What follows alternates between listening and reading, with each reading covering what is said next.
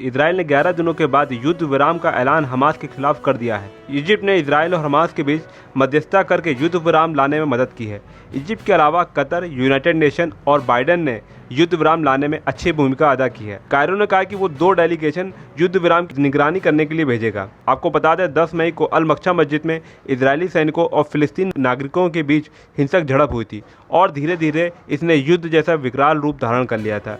जब हमास ने गाजा से इजराइल के तल अवीव जैसे रिहायशी इलाकों पर मिसाइल अटैक शुरू कर दिया था, उसके बाद बेंजामिन नेतन्याहू ने गाजा पट्टी पर भीषण एयर स्ट्राइक करके हमास के इलाकों को चुन चुन के निशाना बनाना शुरू कर दिया था। हमास जो कि फिलिस्तीन नागरिकों के बीच में रहकर अपनी रणनीति बनाता है, जिसकी वजह से इस बार इजराइल के द्वारा किए गए काउंटर अटैक में फिलिस्तीन नागरिकों की भी जान गई है। गाजा की तरफ से ऑफिशियल मरने वाले नागरिकों की संख्या 232 बताई गई है, जिसमें 64 बच्चे भी शामिल हैं। वहीं इजराइल के अनुसार इस पूरी जवाबी कार्रवाई में 160 आतंकवादियों को मारा गया है। इजराइल के अनुसार हमास गाजा पट्टी पर टनल बनाता रहा है, जिसको मेट्रो टनल के नाम से जाना जाता है। इजराइल ने अपने ऑपरेशन के दौरान इस मेट्रो टनल के लगभग 96 किलोमीटर एरिया को डिस्ट्रॉय किया है। इजराइल के अनुसार ये मेट्रो टनल रिहायशी इलाकों के नीचे से निकाली गई थी और इन टनल का इस्तेमाल हमास के आतंकवादी मिसाइल्स और हथियार की सप्लाई के लिए किया करते थे।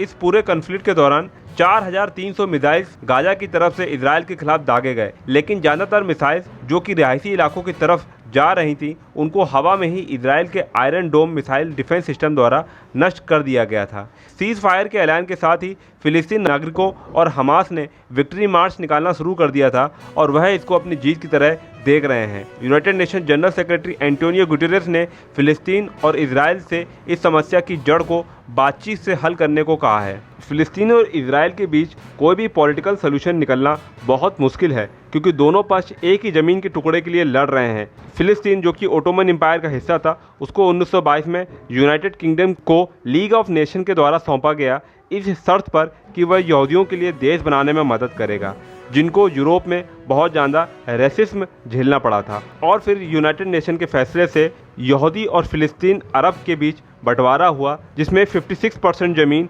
यहूदी देश के लिए दिया गया।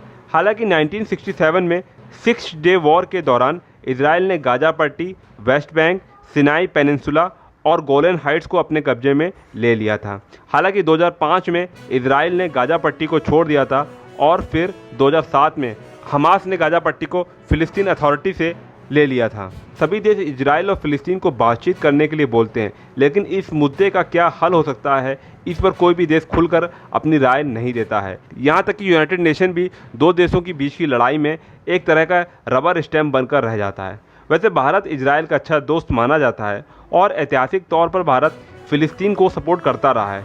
आपको क्या लगता है, भारत का स्टैंड इस मुद्दे पर क्या होना चाहिए? अपनी राय कमेंट सेक्शन में दें।